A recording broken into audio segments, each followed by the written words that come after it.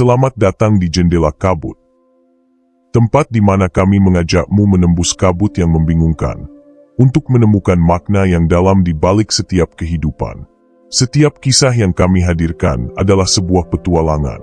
Dari dunia nyata hingga dunia yang lebih jauh dari imajinasi, kami hadirkan untukmu dengan cara yang berbeda. Dengan cara Jendela Kabut. Buka matamu, dan lihatlah dunia yang lebih besar dari yang pernah kamu bayangkan. Buka jendela hatimu dan biarkan cahaya semesta masuk untuk menerangi jalan kita.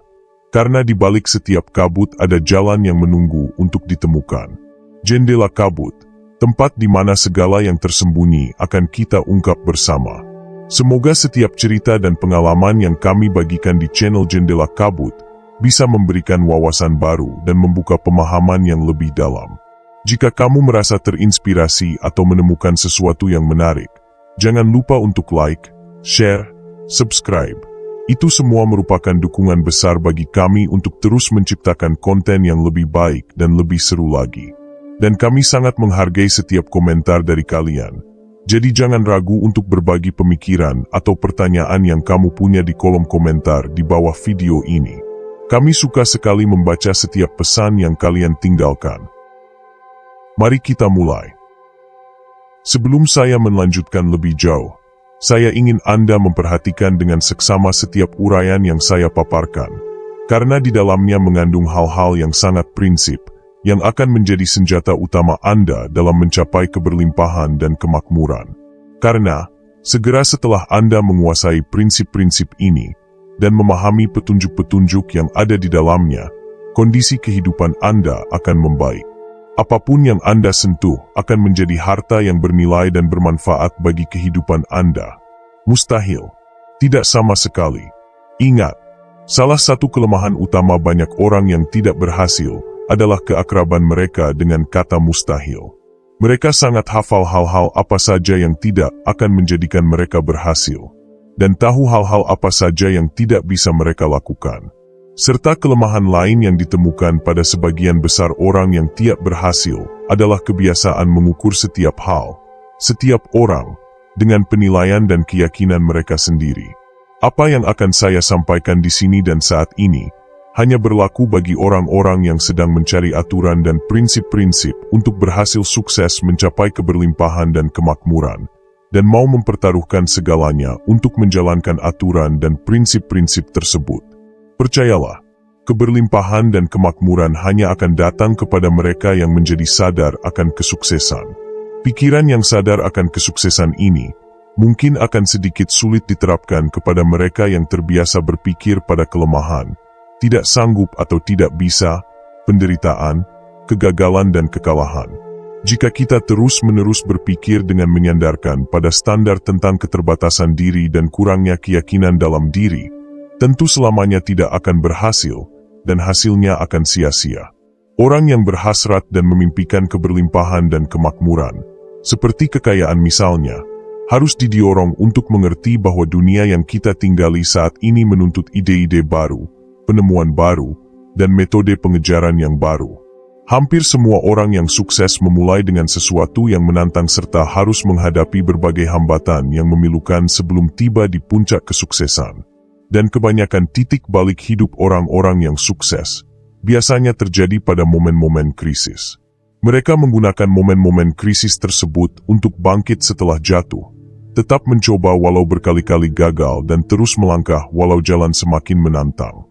Di situasi ini, di momen krisis seperti itu, kebanyakan orang yang sukses tetap berpikir dan tetap yakin hingga mereka menemukan dan mengenali sisi lain dari dirinya. Ini merupakan momen bagi mereka untuk membangkitkan kekuatan dalam dirinya yang selama ini tertidur. Thomas Edison memimpikan lampu yang bisa dioperasikan dengan listrik, dan langsung mengambil langkah untuk mewujudkan impiannya menjadi kenyataan. Ia gagal lebih dari 10.000 kali. Meskipun begitu, ia tetap memegang teguh mimpinya sampai akhirnya berhasil menemukan kejeniusan yang tertidur dalam dirinya. Henry Ford yang tumbuh miskin dan tidak berpendidikan tinggi memimpikan kendaraan tak berkuda. Ia pun memulai mengulik dengan peralatan terbatas yang ia miliki, tanpa menunggu kesempatan menghampirinya, dan sekarang bukti dari mimpinya memenuhi seluruh dunia. Ingatlah, Tidak diperlukan usaha lebih besar untuk membidik sasaran tinggi dalam kehidupan, seperti kekayaan, keberlimpahan dan kemakmuran. Yang diperlukan hanyalah pikiran yang terbuka yang dilandasi dengan keyakinan dan langkah yang konsisten tanpa henti, tanpa peduli yang orang lain pikirkan, dan tidak peduli berapa lama waktu yang dibutuhkan untuk mewujudkannya. Di sini, kita bisa melihat dengan kontras yang membedakan antara orang yang berhasil dan orang yang tidak berhasil. Sebagian orang yang tidak berhasil mencapai tujuannya karena tidak pernah siap untuk sampai pada titik di mana dia yakin dengan pikirannya, yakin dengan apa yang ada dan sedang dipikirkannya bahwa dia mampu akan mencapai keberhasilannya. Di sini masalah terbesarnya, tidak yakin. Pikiran tanpa emosi dan keyakinan hanya akan menjadi harapan dan angan-angan. Sampai di sini, coba kita pikirkan, coba kita renungkan, dan coba kita rasakan tentang kita selama ini. Ketika kita mempimpikan keberlimpahan dan kemakmuran, apakah pikiran kita benar-benar yakin bahwa keberlimpahan dan kemakmuran yang kita impikan bisa tercapai? Seberapa yakin pikiran itu mampu menjangkau keberlimpahan dan kemakmuran yang diharapkan? Apakah pernah terpikirkan mengenai rencana atau sarana untuk menggapainya? Apakah kita benar-benar berkomitmen untuk secara konsisten menjalankan rencana dan sarana tersebut? Ini adalah sekelompok pertanyaan yang harus kita jawab dengan jujur dalam diri kita. Karena pertanyaan-pertanyaan tersebut akan memapah kita pada keberlimpahan dan kemakmuran yang kita inginkan. Selain itu, menantang diri pada hal-hal baru akan membawa kita pada tujuan untuk menemukan kekuatan dan potensi terbaik dari diri kita. Ini adalah kegiatan yang sangat menarik. Karena dunia ini memang tempatnya untuk mengeksplorasi diri, menemukan dan membangkitkan kekuatan dan potensi yang ada dalam diri kita yang selama ini tertidur. Tanpa itu, kita tidak akan pernah tahu sisi lain yang lebih kuat dan dominan dari diri kita. Gunakan dan latihlah pikiranmu untuk memunculkan ide-ide atau gagasan baru selama eksplorasi diri berlangsung. Eksplorasi terhadap kekuatan dan potensi diri akan mendorong emosi dan memunculkan hasrat yang menggelora dalam diri kita.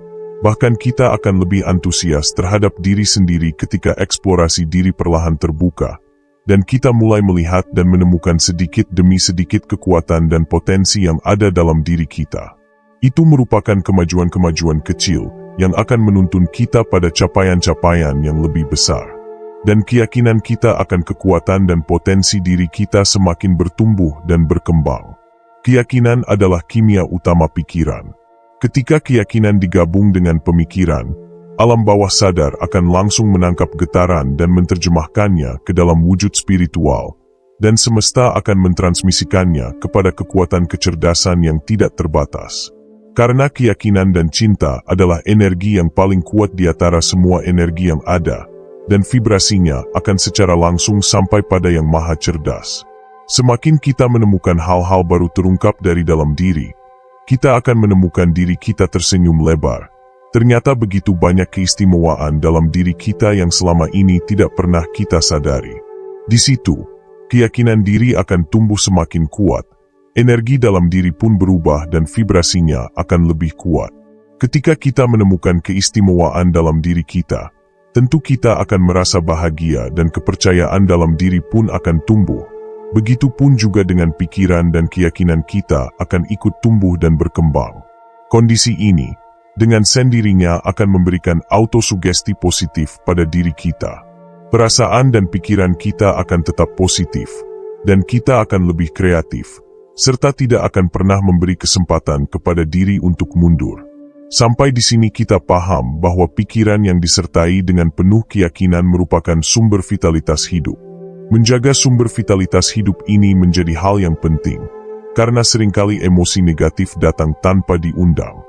Sekalinya emosi negatif hinggap dan mendominasi di dalam pikiran kita, seperti perasaan lelah, perasaan tidak sanggup dan menyerah, putus asa, kegagalan yang menghantui, atau kata-kata yang meruntuhkan semangat dari orang-orang, dan pikiran bawah sadar akan tetap meresponnya. Dan hidup kita akan berujung pada nasib buruk, merusak tatanan yang akan kita capai. Karena pikiran bawah sadar bisa menjadi medan magnet yang konstruktif jika kita susupi dengan emosi dan pikiran positif. Begitupun sebaliknya, dia akan mendestruksi kehidupan kita jika kita labeli dengan pikiran dan emosi negatif. Di sini, sangat penting bagi kita untuk memastikan bahwa emosi-emosi yang mendominasi benak kita adalah emosi positif. Keyakinan diri dan keyakinan pada Yang Maha Cerdas adalah elemen yang akan mengubah hidup kita. Ingat, pikiran hanya dapat diterjemahkan menjadi kenyataan melalui ketetapan tujuan, ketangguhan dan hasrat yang membara berjalan. Disinilah pikiran menciptakan realitas. Semua orang yang sudah mengerti kekayaan, keberlimpahan dan kemakmuran akan berharap memilikinya. Akan tetapi, mengharapkan saja tidak akan mendatangkan kekayaan, keberlimpahan dan kemakmuran sebagaimana yang kita inginkan. Menghasratkan kekayaan dengan pikiran akan menjadi sebuah obsesi, kemudian merencanakan cara dan sarana yang pasti untuk memperolehnya, serta memperkuat rencana tersebut dengan keteguhan yang tidak mengenal kegagalan, akan membawa keberlimpahan dan kemakmuran. Menjaga emosi dan pikiran agar tetap positif adalah langkah awal dalam mencapai keberlimpahan dan kemakmuran. Pikiran yang positif akan membuka jalan bagi tindakan yang produktif, karena seseorang yang berpikir positif cenderung memiliki sikap yang lebih optimis dan siap menghadapi tantangan. Sebaliknya, pikiran yang penuh keraguan atau pesimisme justru dapat menghambat kreativitas dan potensi diri. Ketika kita mengelola emosi dengan baik, kita bisa lebih fokus pada solusi bukan pada masalah, yang akan mempercepat proses pencapaian tujuan. Selain itu, emosi yang stabil dapat membantu kita untuk tetap tenang dalam menghadapi rintangan. Dalam perjalanan menuju kesuksesan, kegagalan atau hambatan pasti akan muncul. Namun, dengan pikiran yang jernih dan emosi yang terkendali, kita akan mampu belajar dari kegagalan tersebut, mengevaluasi langkah-langkah yang diperlukan selanjutnya, dan akan bangkit lebih kuat. Ketika kita mampu menjaga energi positif, kita juga akan lebih mudah menarik peluang-peluang baru yang dapat memperkaya kehidupan kita, baik secara materi maupun pengalaman. Akhirnya, dengan menjaga keseimbangan emosi dan pikiran positif, kita tidak hanya membuka peluang untuk mencapai kesuksesan, tetapi juga untuk menciptakan kehidupan yang lebih bahagia dan bermakna. Kesuksesan sejati dalam menggapai keberlimpahan dan kemakmuran bukan hanya tentang pencapaian materi, tetapi juga tentang bagaimana kita menjalani hidup dengan penuh rasa syukur, kedamaian batin, dan hubungan yang harmonis dengan orang lain. Semua itu dapat tercapai jika kita mampu mengelola pikiran dan emosi positif kita dengan cara yang konstruktif, yang pada akhirnya mendukung setiap langkah menuju kehidupan yang lebih sukses dan sejahtera. Pesan semesta. Setiap manusia lahir dengan anugerah, tapi hanya pikiran yang bisa mengubah nasibnya. Kemiskinan dan kekayaan bukanlah takdir, tapi cermin dari apa yang kita percaya dan pikirkan. Terima kasih sudah mendengarkan hingga akhir. Salam. Selamatlah alam semesta beserta isinya.